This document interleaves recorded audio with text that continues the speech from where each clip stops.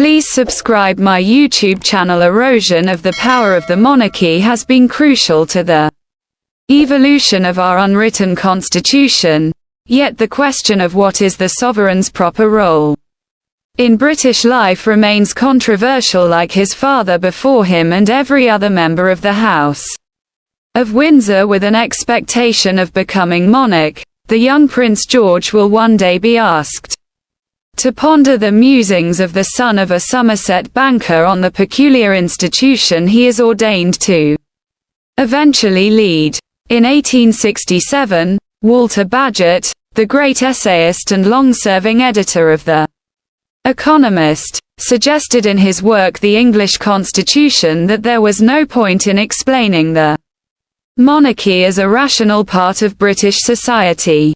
It has been a set text for little kings and queens in waiting ever since.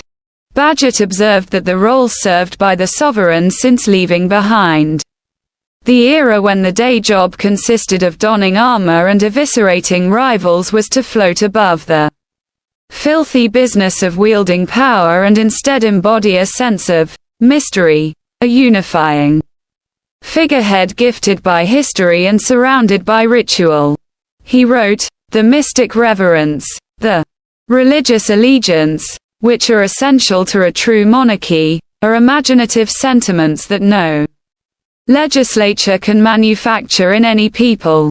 You might as well adopt a father as make a monarchy." The Victorian polemicist was writing for an age when the monarch was also an empress and Britain a superpower. But he put his finger on a defining characteristic of royalty in the United Kingdom as it made the transition to its modern status as the cherry on the very British cake of constitutional monarchy, that of survival by persuading Britons of its utility as much as its regality. Bagehot suggested that this compact involved the monarch imparting a sort of wisdom of the age through a triumvirate of residual rights.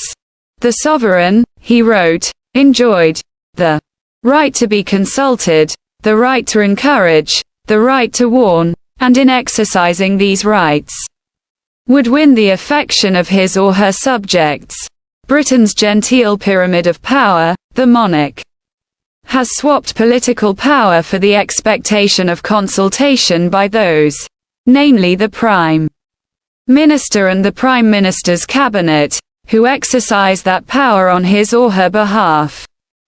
In more recent years, however, this role has been presented differently. The royal household has created a dual-purpose monarch who not only wears the crown but is also a fount of soft power, a bulwark against the more venal forces in modern life.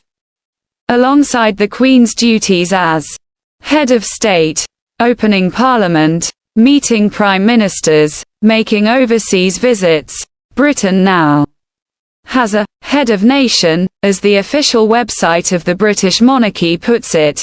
As head of nation, the Queen's role is less formal, but no less important for the